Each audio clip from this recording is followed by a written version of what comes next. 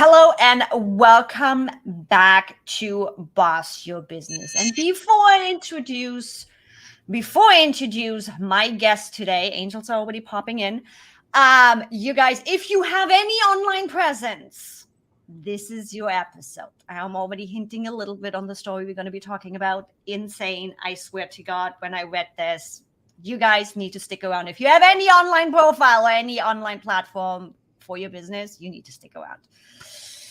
With that, I want to introduce to you Ania Halama. You are a world traveler and transformative guide, empowering heart-centered entrepreneurs to align with their ideal clients and manifest abundance in all areas of their life.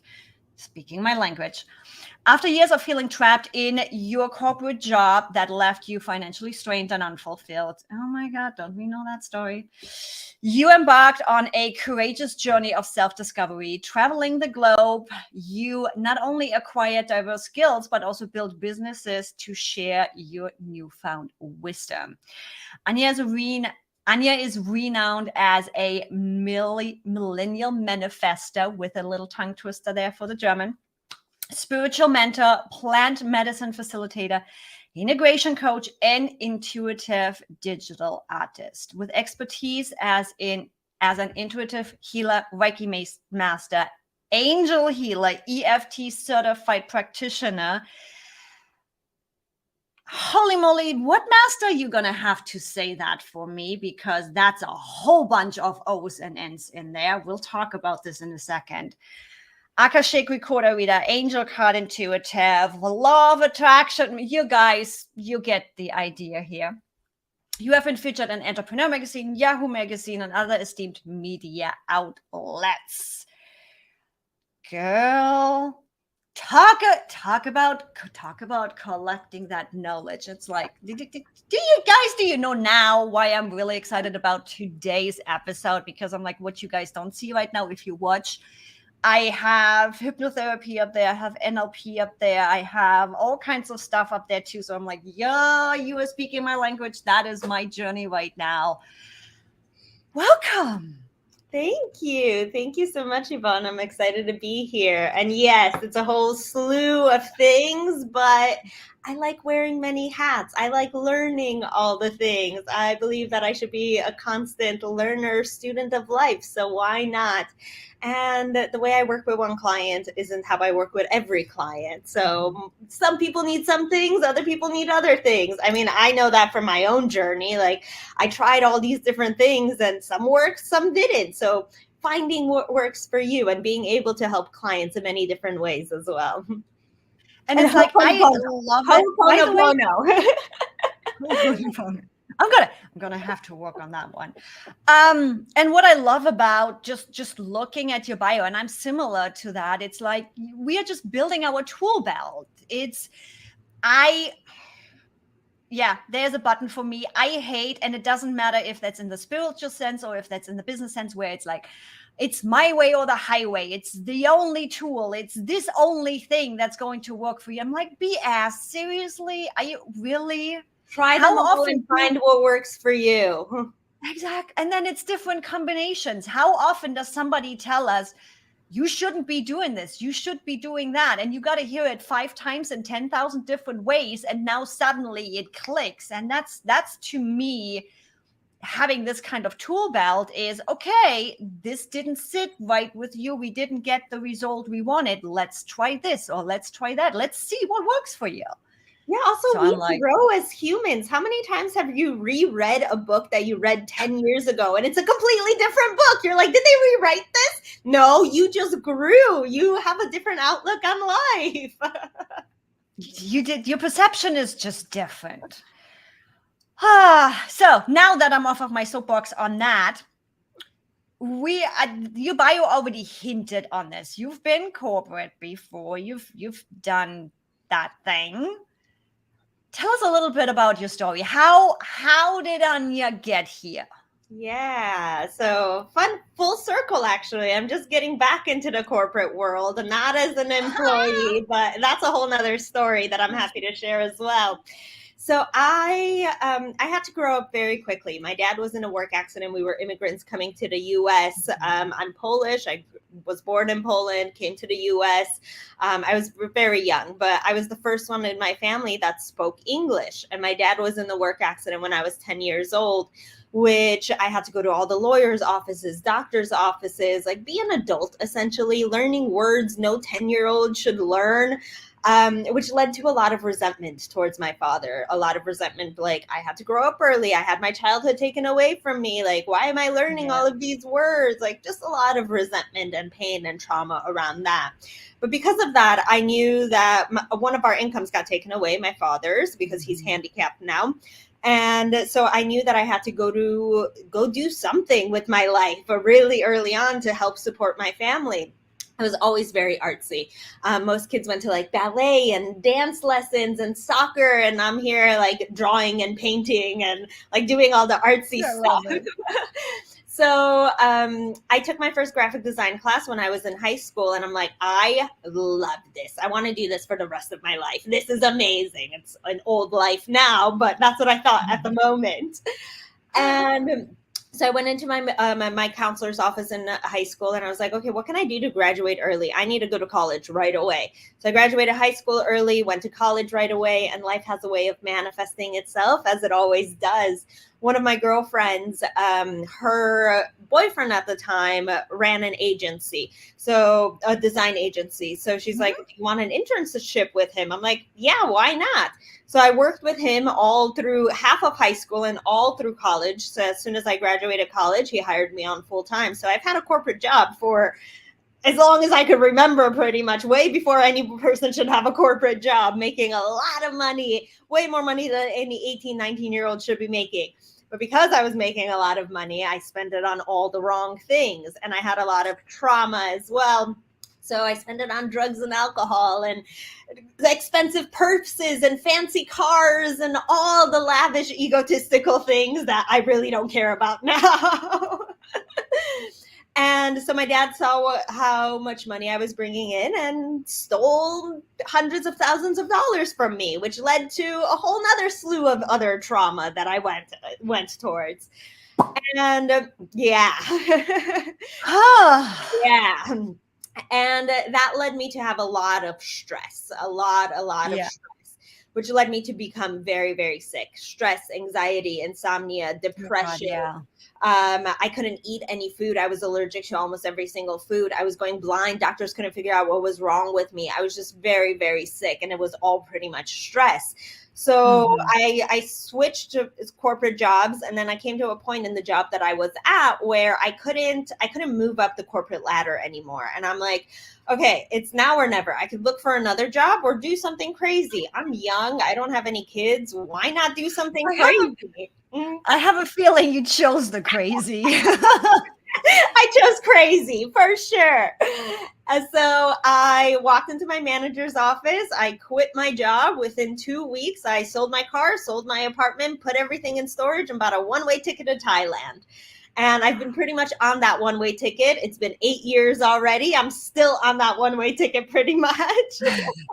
So I'm curious, and I haven't figured it out yet. Thailand seems to be one of those first initial destinations in a situation like that, where I'm like, it's still on my list. And do you have any idea, or what was it for you that made you choose Thailand? I wanted it to be as far away as possible from Chicago and as cheap as possible, so I can afford, because I quit my job. Far away and as cheap as possible. I knew nothing about Thailand. I didn't even know what language they spoke in Thailand. I'm like, I'm going as far away as possible. And I know a lot of friends that have traveled there. This was before the whole digital nomad thing became a digital nomad thing. And I'm like, all right, I'm going to Thailand. While in Thailand, life is obviously a lot more inexpensive than it is in America. So I didn't work at all the first year. However, my background's in graphic design and marketing, so it was really easy for me to transition into the online world. I also had a lot of freelance clients while still working in corporate, so that was really easy for me to transition. And while there, life was a lot more inexpensive. So I was going to yoga classes more often, meditation classes. And that's when like I really started my spiritual journey, a little bit, not fully, but like started little by little, piecing it together. And little by little, I started healing myself. I started healing my IBS, my anxiety, my depression, because I started getting in that regiment. And my soul just kept calling to go to South America at some point. Like ayahuasca specifically was calling me, and I am a plant medicine facilitator at the moment. I am actually about to go October, November. I'm preparing myself to go to the jungle for 2 months to get initiated into an ayahuasca tribe, which is a whole nother slew of things. So while there, I started healing myself, and I started doing spirituality, and I was also looking for something else to do with my career wise. So I hired on my first coach, my first mentor. And he's like, you have a marketing degree. Why don't you teach business? Like you've you've started multiple businesses already. Why don't you teach this? I'm like, that's a pretty good idea. Why don't I do that? So I started business coaching, and business coaching was great. I met a partner who was also a business coach, and him and I started a company together. And then I started really getting into the spiritual path and like learning all things spirituality and healing myself from the inside out, like fully, completely. And I'm a kind of person that if I like something, I dive head in, study it all day, every day. I'm like, I want to know everything, read all the books, watch all the videos. I want to know everything. And so I just started learning one thing, going down the rabbit hole of my toolbox now, pretty much. Learning meditation, Akashic Records, Ho'oponopono, all these things. And I'm like, this is great. Then I transitioned over into spiritual business coaching. I was working with Bob Proctor's team, doing my whole law of attraction training, and doing business in a spiritual point of view, like how to attract your clients, how to energetically align yourself with the clients that you want, with the business that you want, and start attracting it versus like constantly in that hustle American mentality, go, go, go, go, go. Exactly.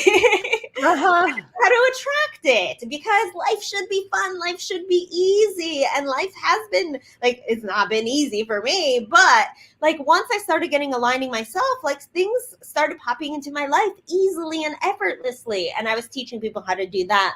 And then I kind of got burnt out with business coaching, with spiritual business coaching. I'm like, let's just focus on spirituality. This is a lot more fun and more my style, more my speed. Like I show up when I show up. My clients show up when they show up. Like that's more my style versus like that constant hustle again. And I much preferred that versus like the business strategy, the attraction, all of that anyways.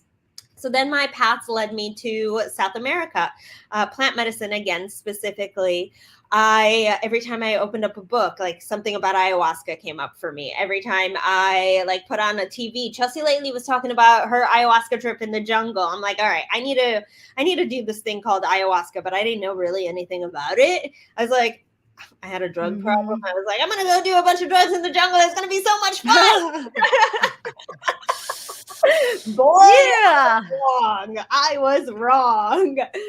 And so I made my way to South America, stayed in Thailand for a year. I traveled all throughout Southeast Asia, went to Europe for a while, traveled all around Europe, went to Central America. I ended up in Panama for a couple of months, and then I made my way to South America. And in South America, I went to Colombia first.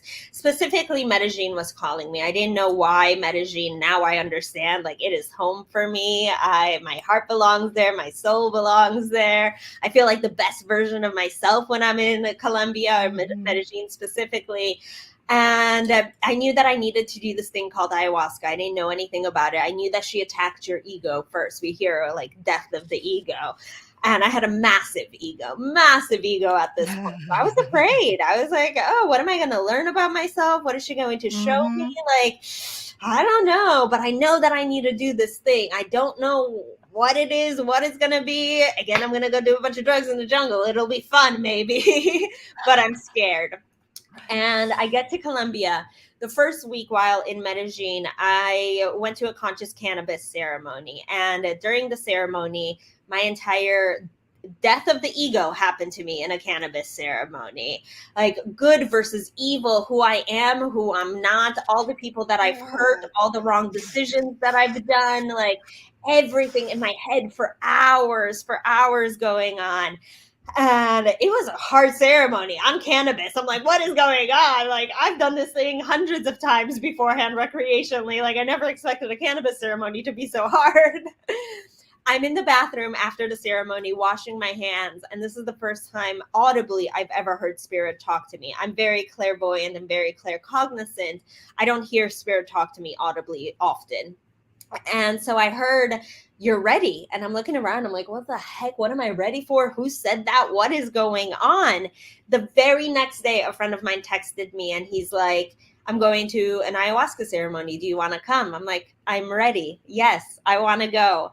And I am so grateful for that first ceremony. It is literally, I was in a meditation a couple months ago, and it was like a holotropic breathwork session / meditation. And in that meditation, the guide was like, think of the moment that you're most grateful for in your life. And the vision of my first ayahuasca came up for me. And I'm like, I'm so grateful for that moment, because that's the moment that made me, that was the bridge between the person I used to be, the person I am now, and the person that I'm still becoming. I'm so grateful for this medicine. Like, it is my entire life now. I'm getting initiated into a tribe in just a month. And so it was like, yeah, that's beautiful. But then the meditation like zooms me out and drops me back into like pure consciousness. And it's like, yeah, that was great. But this moment right now, this moment is all you have. Be grateful for this moment. And I'm crying at this point. I'm like, that's so beautiful. Yes, this moment. I'm so grateful for this moment. I'm grateful for all the moments. Yeah, so that's kind of how I've started, how I kind of ended up where I'm at right now, and the crazy transitions of my life.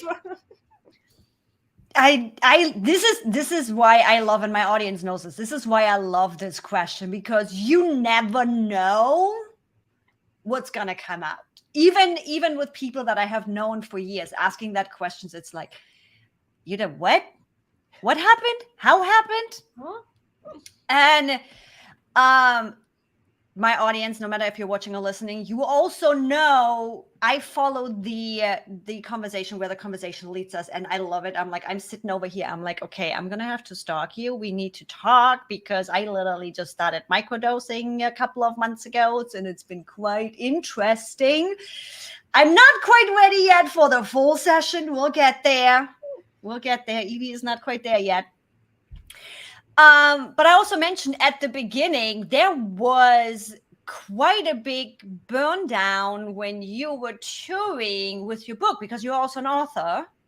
You were touring for your book, and I know some of my audience is quite practical tendency, and I want to make sure we bring that story up, because when I read that, I was like, holy. So guys listening, what I'm going to do is I'm going to get Ania to tell that story of what happened when she was touring with her second book. And I never, ever want to hear you guys complain about two-factor authentication and all this stuff ever again after this story. You got it, guys? Okay. Ania, do me a favor. Tell me, when all of this was happening, and your business was adjusting, and you were growing, and you were moving through those different stages, you were on tour for your second book, and something happened. Yeah. Whew. Cancel, clear, delete. That is all done with. It's in the past. It's not coming back. But I wanted to bring it up as a lesson for everybody listening. 100% a lesson, and such a big one, and so much resilience. And I learned a lot. I grew so much from it, and I'm so grateful for what I'm doing now. Oh my goodness, I'm so glad that it happened. Like, I wouldn't be where I am right now if it wasn't for that. And this is kind of the corporate side of things that's coming in. So I'll share both of those stories.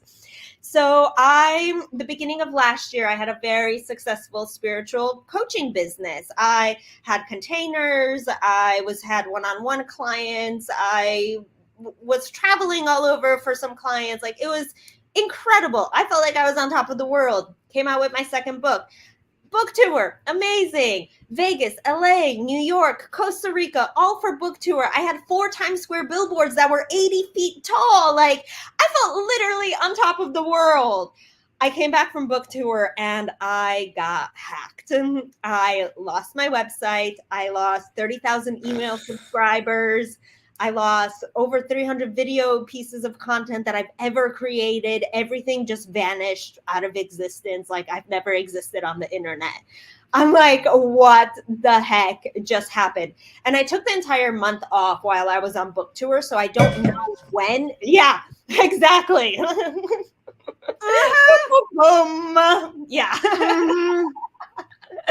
So I took the entire month off while I was on book tour because, like, I was in different time zones. Yeah. I was networking. I was talking to people, meeting people. Like, I didn't have the sustainability to work the entire time. So I don't know if it happened in the beginning, in the middle, in the end. Like, I have no idea when it happened. Came back and my entire business just vanished into thin air. So I spent the next 2 months just trying to retrieve everything back. Like, why is my website gone? Can I get it back? Like, talking to my hosting providers, my servers, like everything, just trying to get everything back. Followed by 2 more months of a mental breakdown, as you can imagine. You lost your whole business pretty much. Yeah, I lost my entire business and going into like self-doubt. Should I be doing this? Should I even be coaching? Like, is this my right path? Should I be doing this? Imposter syndrome. Who am I? Like, I just had a crazy 4 Times Square billboards and now all of a sudden my business is gone. Like, should I be doing this? Is this right for me? I have no idea. And so I did what I know how to do best. I meditated. I surrendered and I meditated. And in a beautiful 4-hour-long meditation, my brand new company, which is called Xpansion Alchemy, was given to me. The name, the colors, the branding, what partners I want on it, the payment structures, the website copy, literally everything was given to me in this 4-hour meditation. And I'm like, all right, I guess this is what I'm supposed to be doing now. Thank you, Spirit. Thank you. And the message that came out of that was collaboration, not competition. Things are changing. Things are shifting. I don't have to build a business on my own anymore. You don't have to build a business on your own. Why not collaborate with other people and reach a much wider audience? Reach more people, help more people by working with other people. You don't have to do things on your own. And we're in the rise of the feminine right now, which the feminine is all about community, it's all about collaboration. So why not collaborate with others? So in turn, we can help a lot more people. So I spent the next couple of months building up Xpansion Alchemy. And what Xpansion Alchemy is, it is a online learning portal in the realms of personal development, health, relationships, spirituality, and business. We have 12 teachers on staff, 12 mentors, coaches, teachers, whatever you want to call them, all the same thing, each giving 1 live class a month in one of those subjects. Then the classes get pulled into our arsenal, into our academy, where all the replays are stored. You can go into any of the replays. You can watch the live classes. We've got a calendar. We've got a community in there. It is so much fun. I love it. But I as I was building it up, I went to a mastermind. This was in May of this year. Went into a mastermind with 7-8-figure entrepreneurs, and I was telling them all about Xpansion Alchemy. And they're like, why don't you bring this into corporations? I'm like, I love this idea. Why don't I bring this into corporations? Because I have a corporate background. I know, like, if I had the tools that I have today, then I'd still probably be in corporate. Thankfully, that is not my path. I don't need to be doing that. But especially now after COVID, things are changing and shifting. And I was just reading a statistic. Finally, exactly. I was just reading a statistic a few weeks ago saying that I believe it was like 73% of Gen Zers, right? Z is the one after me, whatever. I have no idea. Whatever it is, of the young kids that are just getting into jobs right now, they won't take a job unless they have a mental health benefit for it as a benefit. So we're looking to come into corporations as a mental wellness benefit for employees, which is so beautiful. And I'm so excited for. And Xpansion Alchemy just got our first award 2 weeks ago. So excited about that. Yes, thank you. I spoke at a conference called the HEAL Conference in Florida. This is why I'm in America. And while there, I decided to come visit my family in Chicago. And I'm going to Burning Man this weekend. So, hey. Oh, So the HEAL Conference was all about bringing healthcare and education together because things are changing, especially after COVID. Alternative medicines, bringing alternative medicines and alternative learning. How can we merge those together? Which is literally all Xpansion Alchemy does: alternative medicine and alternative learning, and bringing it into corporations as a wellness benefit. So we have a B2C sector as well as a B2B sector. I love it. I love it. Thank I you. love it. I love it. And it's interestingly enough, I have an online friend, Francesca, who is similar bringing hypno breath work to corporate. And I'm like, ooh. Yeah. Talk about collaboration.